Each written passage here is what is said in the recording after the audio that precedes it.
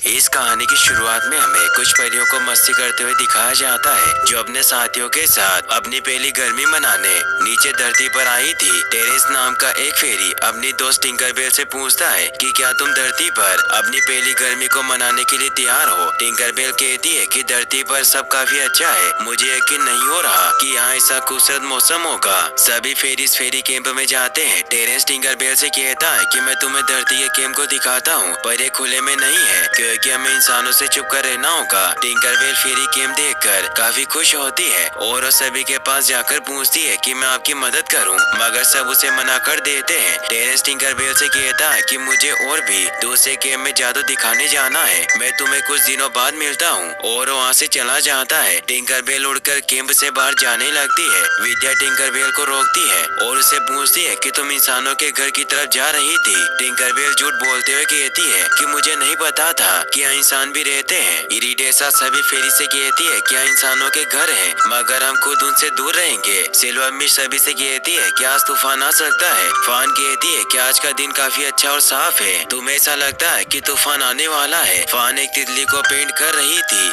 जो उसके पास से उड़ जाती है और उसके पंख पर कलर धुल जाता है। फेरिस कैंप का कीपर एक हॉर्न बजाता है जिसे सुनकर सभी फेरिस फूलों और पत्तियों में छिप जाती है क्योंकि उनका मतलब होता है कि कोई इंसान आ रहा है। टिंकरबेल पेड़ के ऊपर चढ़ जाती है ताकि वो इंसानों को देख सके। वहाँ से लीजी नाम की लड़की अपने डेट के साथ कार लेकर जा रही थी, जिसे देखकर टिंकरबेल उनके पीछे चली जाती है। लीजी अपने डेट ग्रिफिथ के साथ गर्मी की छुट्टियां मनाने घर आई थी। वो अपने घर वापस आकर काफी खुश थी और अपने पापा से कहती है कि काश इस समय पूरे साल चले। टिंकरबेल को कार काफी पसंद आती है और उसके नीचे जाकर देखती है विद्या भी वहाँ आती है। वो टिंकरबेल से पूछती है कि तुम यहाँ क्या कर रही हो। टिंकरबेल कहती है कि एक गाड़ी है जो अपने आप चलती है, ये कोई घोड़ा गाड़ी नहीं है, और वो विद्या को कार के बारे में बताने लगती है। विद्या कहती है कि तुम्हें इंसानों के घर के इतने पास नहीं आना चाहिए क्योंकि हमारे लिए खतरनाक हो सकता है। टिंकरबेल गाड़ी के फ्यूल बटन को ऑन ऑफ करती है जिसकी वजह से विद्या के ऊपर फ्यूल डूलता है और गीली हो जाती है। लीजी और उसके डेट कार से अपना सामान वापस लेने आए थे।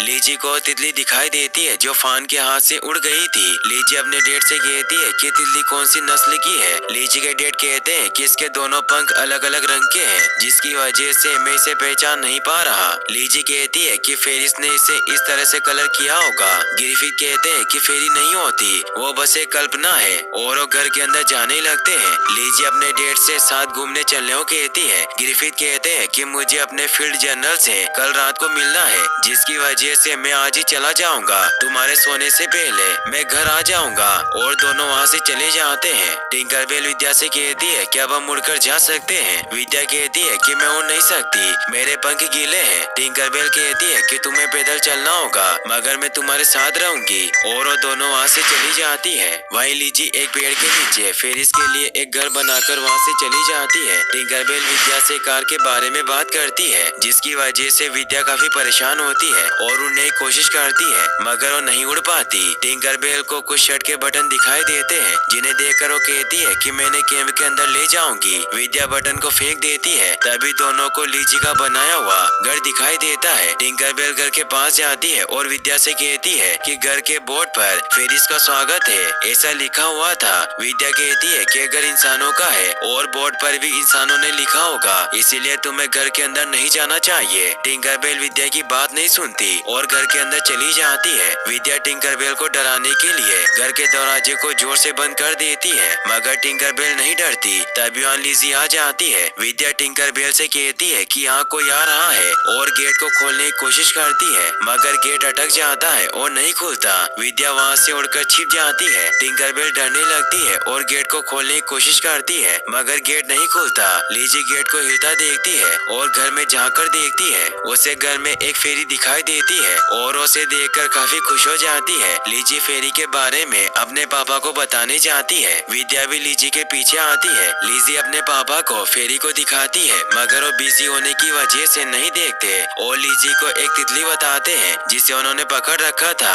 लीजी ये देखकर डर जाती है और अपने पापा को फेरी के बारे में बिना बताए वहाँ से चली जाती है। लीजी अपने कमरे में आकर टिंकरबेल को बाहर निकालती है। टिंकरबेल घर से भागने की कोशिश करती है मगर विंडो के बंद होने की वजह से वो नहीं भाग पाती। टिंकरबेल को लीजी की केट देख लेती है और उसे मारने लगती है। टिंकरबेल को किड से बचाने के लिए लिजी फेरी को एक पिंजरे में बंद कर देती है और वहाँ से चली जाती है। टिंकरबेल पिंजरे का दरवाजा खोलने की कोशिश करती है मगर वो दरवाजा नहीं खुलता। वहीं विद्या कैंप वापस आकर सभी को बताती है कि टिंकरबेल को इंसानों ने पकड़ लिया। ये सुनकर सभी फेरीज डर जाते हैं और विद्या से पूछते हैं कि ऐसा कैसे हुआ। विद्या कहती है कि टिंकरबेल एक छोटे घर के अंदर चली गई और गेट लॉक हो गया, जिसकी वजह से वो बाहर नहीं आ पाई। इंसान आकर टिंकरबेल को वहाँ से ले गया, पर मैं जानती हूँ कि वो कहाँ है, हमें उसे बचाना चाहिए। रोसेटा सभी से कहती है कि हमें अभी टिंकरबेल को बचाने चलना होगा और सभी उसे बचाने जाते हैं मगर तेज बारिश की वजह से वो उड़ नहीं पा रहे थे। इरिडेसा सिल्वरमिश से पूछती है कि बारिश कितनी देर में रुकेगी। सिल्वरमिश कहती है कि बारिश अभी काफी देर तक होगी। फान कहती है कि हम बारिश में उड़ नहीं सकते और मैदान पहले ही भर चुके हैं, हमें कोई और रास्ता ढूंढना होगा। क्लांग कहता है कि अगर हम बड़े पत्तों के साथ 2 लकड़ियां सिल दें तो हम एक नाव बना सकते हैं, जिसकी मदद से हम इंसानों के घर तक पहुंच जाएंगे। सभी मिलकर नाव बनाने का सामान लाते हैं और एक नाव बनाते हैं। वहीं अगले दिन टिंकरबेल दरवाजा खोलने की कोशिश करती है, तभी लिजी उसके पास आती है। टिंकरबेल लिजी को देखकर डरने लगती है। लिजी टिंकरबेल की तारीफ करती हुई उसे कहती है कि तुम्हें शायद भूख लगी होगी और उसे खाने का टुकड़ा डालती है मगर टिंकरबेल खाना नहीं खाती। लिजी टिंकरबेल को पिंजरे से बाहर निकालती है। टिंकरबेल पिंजरे से निकलते ही उड़कर भागने लगती है मगर विंडो बंद होने की वजह से घर से बाहर नहीं निकल पाती। लिजी उससे कहती है कि तुम डरो मत, मैं तुम्हें चोट नहीं पहुंचाऊंगी, मैं तुमसे प्यार करती हूँ और मैंने तुम्हारे कई सारे फोटो भी बनाए।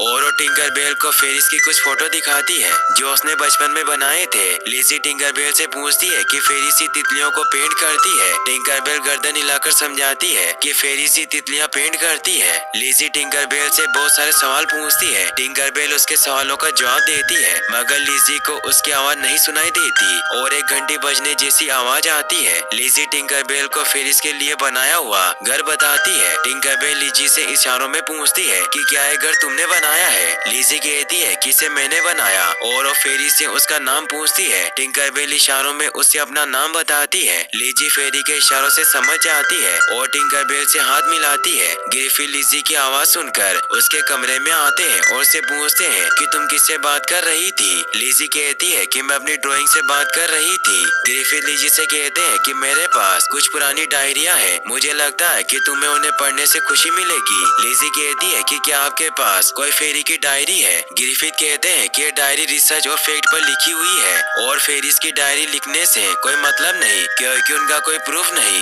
वो एक कल्पना है। ग्रिफिथ लिजी को एक डायरी देकर कहते हैं कि तुम इसमें फील्ड के बारे में रिसर्च करके लिखना और वहाँ से चले जाते हैं। टिंकरबेल लिजी से कहती है कि मुझे तुम्हारा कलेक्शन अच्छा लगा पर मुझे अब जाना चाहिए। लिजी उदास होती है और विंडो खोल देती है मगर बारिश की वजह से टिंकरबेल नहीं जाती। लिजी उसे कहती है कि बारिश बंद होने तक तुम मेरे साथ रुक जाओ, मैं तुम्हें मेरा कमरा दिखाती हूँ। वहीं फेरिस नाव बनाकर टिंकरबेल को बचाने आते हैं। तभी रास्ते में उन्हें एक गाड़ी दिखाई देती है। विद्या कहती है कि मैंने इस गाड़ी को पहले भी देखा था, मतलब हम सही जगह जा रहे हैं। दूसरी तरफ लिजी ने जो टिंकरबेल के लिए घर बनाया था, टिंकरबेल उसके अंदर घूमती है और घर की हर एक चीज को देखती है। लिजी कहती है कि मैंने हर चीज को फेरी के साइज का बनाया है। लिजी टिंकरबेल से कहती है कि मैं तुम्हारे रियल लाइफ के बारे में सब कुछ जानना चाहती हूँ और उससे उनका जन्म कैसे होता है इस बारे में पूछती है। टिंकरबेल बताती है कि जब पहली बार एक बच्चा हंसता है तो एक फेरी का जन्म होता है और उसे अपने बारे में सब कुछ बताती है। लिजी उसकी सारी बातें अपने डेट की दी हुई डायरी में लिख लेती है। वहीं विद्या सभी से कहती है कि हम सही रास्ते पर जा रहे हैं जो सीधा इंसानों के घर की तरफ जाता है। फान देखती है कि नाव एक बड़े झरने की तरफ जा रही है